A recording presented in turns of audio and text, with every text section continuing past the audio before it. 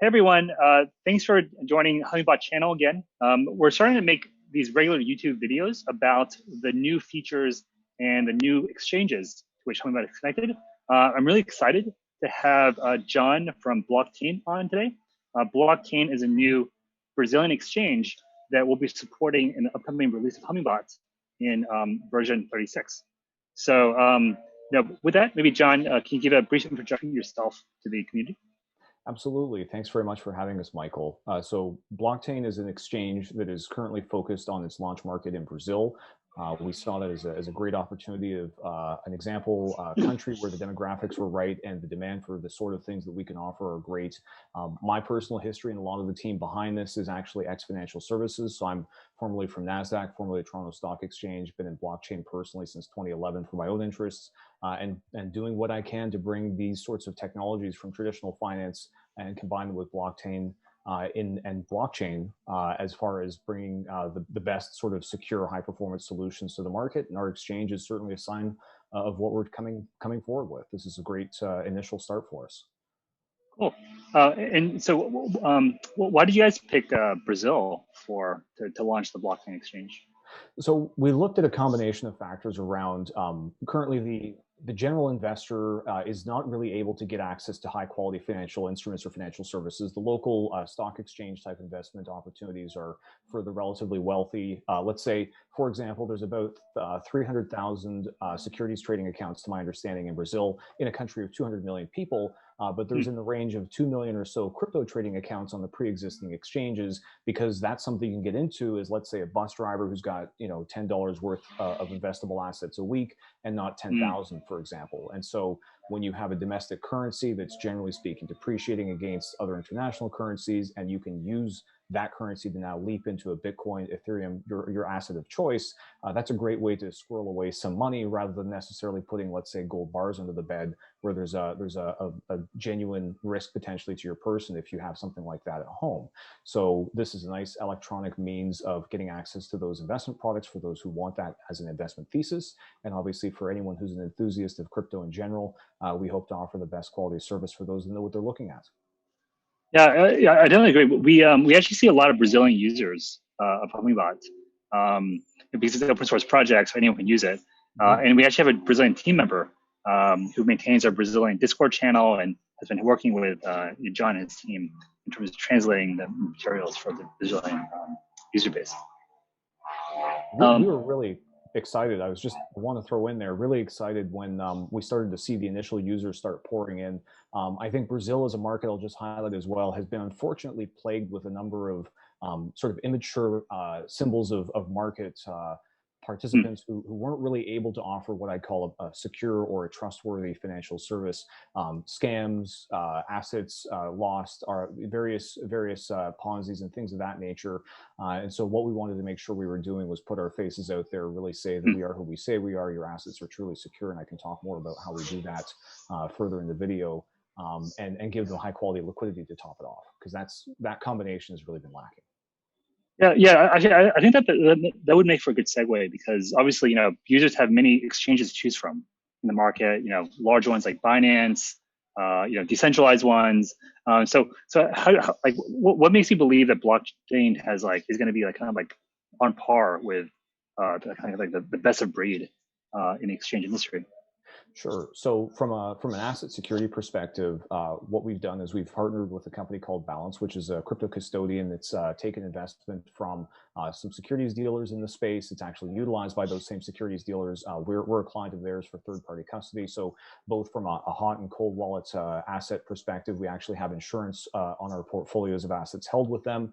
Those are fully physically separated from the rest of the exchange matching and related infrastructure. So all of these typical hack attacks that focus on penetrating a hot wallet and draining, let's say, Ethereum nodes and things of that nature doesn't actually apply to us. So we have multiple layers of control for protecting assets in that sense. And as far as the exchange itself and why we think from especially the local market perspective of Brazil, we're otherwise attractive. We have a very scalable, very high performance matching service. So in times of, let's say, Coinbase outages in the US, which generally people look at as a symbol of markets heating up and becoming very exciting, we Mhm. actually have performance tested this to a very significant level. So as long as someone's looking to get in and query our pages for asset prices, they can do so, or API call us to their heart's content. Cool, cool. And in terms of like the products and trade types offered, kind of what are the what can you do with blockchain currently and now versus in the future? Sure. So the exchange is currently, I would say, a very sort of straightforward set of order types. We have the typical limited market orders. We have maker taker fees. We have some special offers from time to time for new participants to the exchange. We've had, let's say, a zero fee initial sign up reference codes. Feel Hmm. free to check with our team for those from time to time. Our Telegram, for example, will usually publish them there.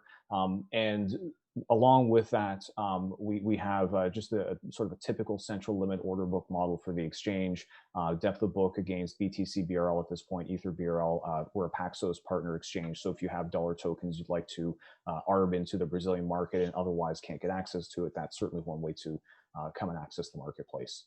The usual connectivity models as far as how anyone else who's familiar with Hummingbot would be able to interface with the exchange. Hmm. Cool. Yeah, and kind of like moving on to Hummingbot specifically. Obviously, Hummingbot users are a little more technical than the average trader. I think a lot of time they're looking for kind of ways to kind of like exploit differences between markets, running arbitrage strategies, market making strategies, and really anything under the sun they can dream up in order to kind of make money from a quant trading perspective. So, Absolutely. where do you think are the opportunities for the user base, kind of like with blockchain? So I think we're in an exciting time right now. I would say, generally speaking, most exchanges that have Brazilian real base pairs are actually difficult to sign up for if you're not a local person in Brazil, because they require a local tax ID as a method of identifying yourself, things of that nature. So there's typically a lot of dislocation of some of those asset prices in those exchanges versus, let's say, Mm. the rest of the US dollar sort of general markets out there.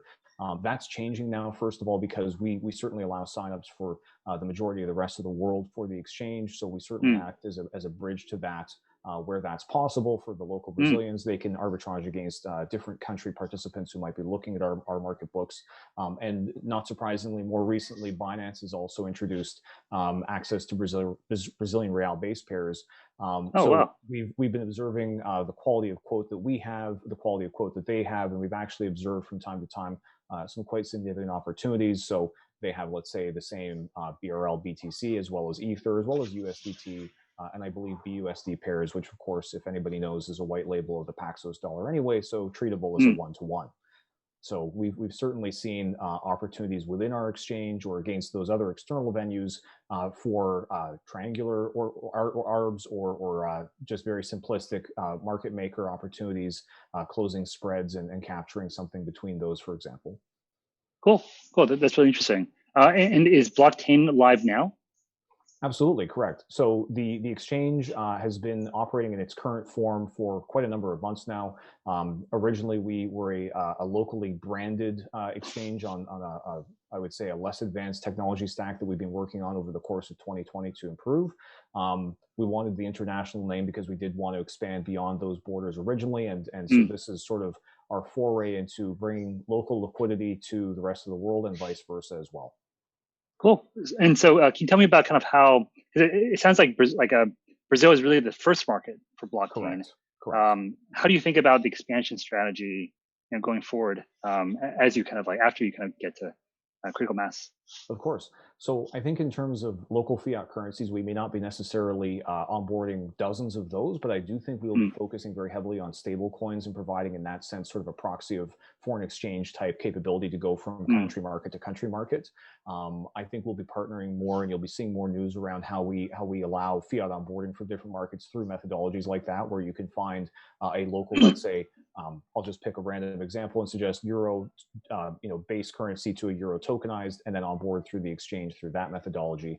And so I think what we'll be focusing on as far as country markets will be areas where we see underserved or perhaps not as maturely served market opportunity, and bringing what we can in terms of our tools with local language and local customer service to those markets.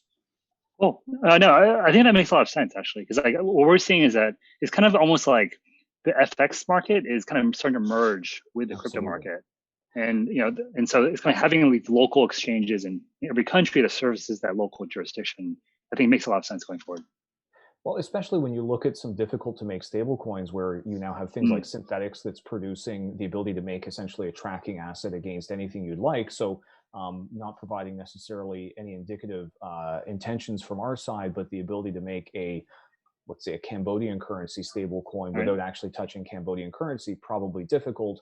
Things like that we find very exciting, and we're certainly investigating opportunities of that nature in various different country markets as far as providing those onboarding points. Yeah, and I can almost imagine like just like tons of people running Hummingbot, and each of them are kind of like earning some passive income from supporting each of these like local markets. So yeah, that's really exciting, and I really think that this connector is going to be kind of like one of the first of many that we do with hopefully your team, and we hopefully like I think we can really try to make blockchain as well as Hummingbot users successful. So thank you very much, John. Hopefully, we'll get this interview published, and we'll get it out there. Thanks. Perfect. Pleasure. Thank you so much. Really appreciate your time.